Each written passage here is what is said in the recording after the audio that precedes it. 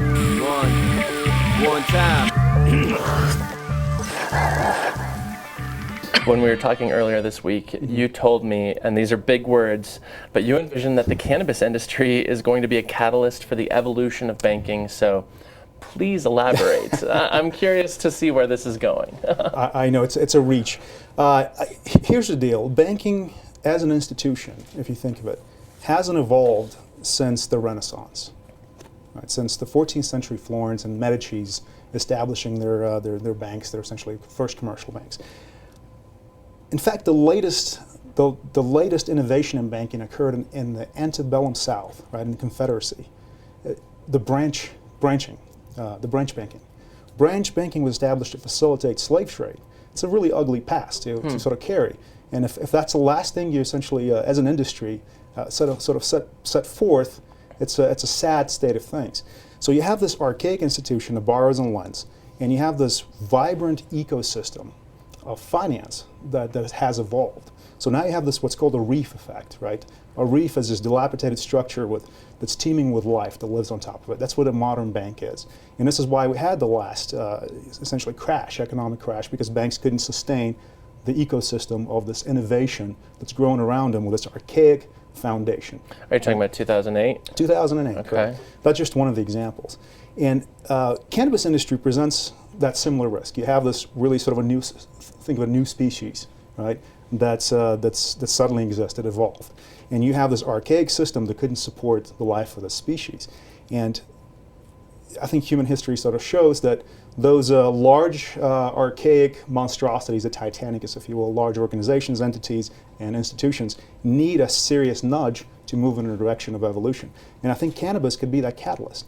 Cannabis presents a risk that banks simply cannot account for and analyze effectively.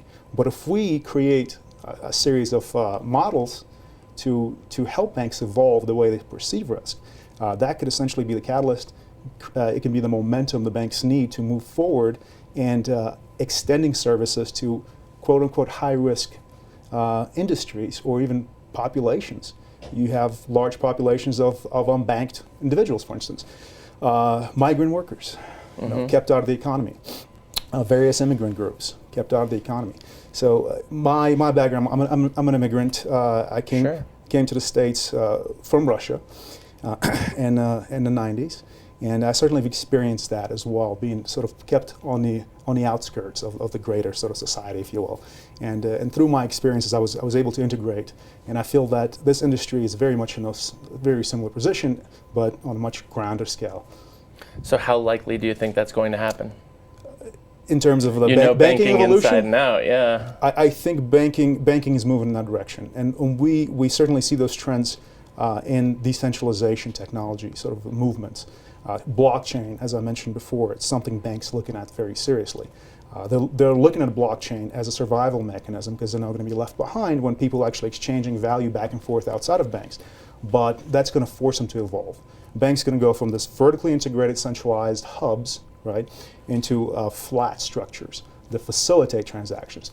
Banks are going to become platforms, right? Think of Microsoft, right? When Microsoft first came out, Microsoft allowed other companies to essentially plug in and develop programs that would essentially exist within its operating system. This is what Similar a bank to what Apple's doing now with apps. And Apple, Google, Android platform. Same thing. Banks are going to be the platforms. They're going to facilitate these industries as micro ecosystems. They're going to exist and plug in. Huh. Yeah. Well, I will admit, most of this is way above my head. I clearly need to learn more about banking, but it's all interesting.